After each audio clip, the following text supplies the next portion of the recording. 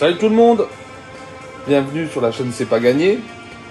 Aujourd'hui j'avais envie de faire des vrais carbonara comme en Italie. Que la mama, la nonna elle te fait. Bon j'avoue je suis pas italien. Donc il faut des dés de guanciale. Alors, je sais pas comment ça se dit, de guanciale. C'est de la joue de porc un peu grasse hein, qu'on va faire griller. Du parmesan, mais ça c'est vraiment tout à la fin.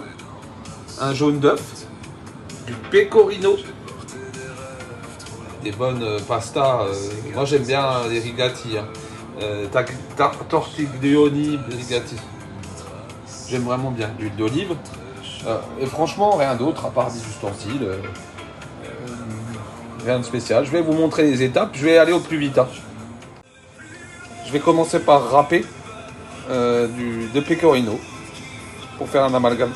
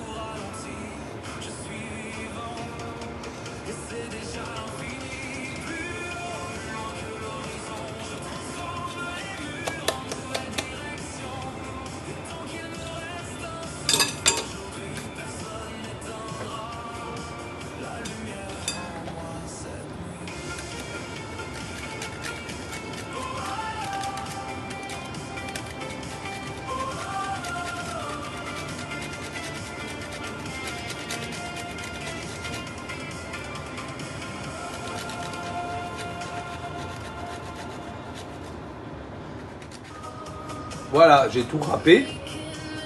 Non sans avoir cassé la râpe, comme d'hab. Là maintenant, je vais mettre un jaune d'œuf. Bon, c'est un œuf fermier, donc il y en avait deux dedans. Voilà, donc je pense qu'il m'en faut un peu plus. Ouais, c'est pas assez. Je vais remettre un jaune d'œuf. Voilà ce que ça donne. Alors, on dirait que je suis le Jérôme Bonaldi de la cuisine, hein, parce que je fais que des bêtises avec l'évier aujourd'hui. Bon bref, on continue. Là je vais faire cuire les dés de guanciale. J'ai aussi commencé à mettre l'eau. J'ai mis l'eau à chauffer pour les pâtes. Et vous entendez, ça commence à chanter. Le guanciale qui cuit. Attention, il faut bien le griller. Hein. Magnifique, ça sent hyper bon. Je pourrais rajouter de la pancetta. Ce serait plus gourmand, mais ce serait un peu plus sec, je pense. Par contre, si vous voyez, ça en a laissé du gras. J'ai pas mis d'huile, vous avez tout le gras qu'il y a. je vais faire un infarctus, c'est pas possible. Je voulais juste vous montrer tout le gras que ça a généré. Je l'ai mis dans une passoire. Donc j'ai mis un chinois. Regardez ça. Tout ce qu'il y a. Et il n'y a que 200 grammes. Hein. Incroyable. Et voilà, j'ai réservé le guanciale. Et j'ai les pâtes, elles commencent à chauffer. Bon là, ça va mettre un peu de temps. Finalement, je trouvais qu'il n'y avait pas assez de carne, de fleisch, comme on dit chez nous. Donc j'ai pris 200 grammes de pancetta, je l'ai coupé et voilà, roule ma poule. Pour moi, sincèrement, la cuisine doit être inventive, instinctive. Quand tu as envie, tu fais ce que tu as envie. Tu as envie d'un truc, tu le fais. C'est pas compliqué. C'est comme ça que ça marche. C'est de la créativité selon tes envies. Après, finalement, je trouve ça intéressant parce que on a le guanciale qui est vachement croquant. Ça va croustiller. Et la pancetta, forcément, elle aura moins de cuisson. Elle sera pas aussi croquante. Donc deux textures différentes, je trouve ça génial. Donc, voilà, ça donne cela. Et les pâtes sont bonnes, je vais les égoutter et les mettre dans la grande casserole. Donc voilà, je vais tout transvaser. Hors feu, attention, c'est hors feu, c'est ça là, ce qu'il faut faire.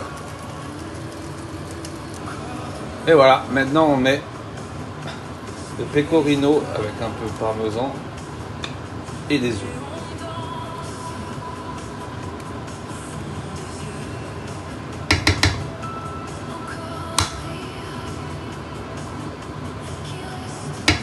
Et si tu as envie de plus de parmesan, t'en rajoutes.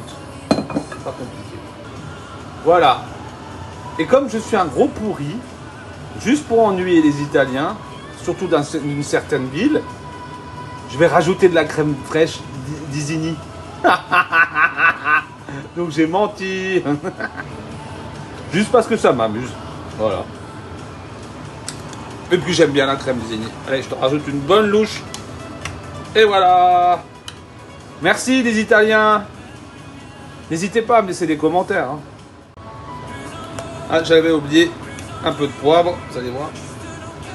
Pour faire relever le goût un peu. Voilà, maintenant je vais dresser. Vous m'en voulez pas, hein, je rigole. Hein. Je suis alsacien, hein. Je suis pas italien. Et voilà ce que ça donne. J'ai rajouté du parmesan parce que la vie est toujours mieux avec plus de fromage. Allez, bon appétit. Ciao.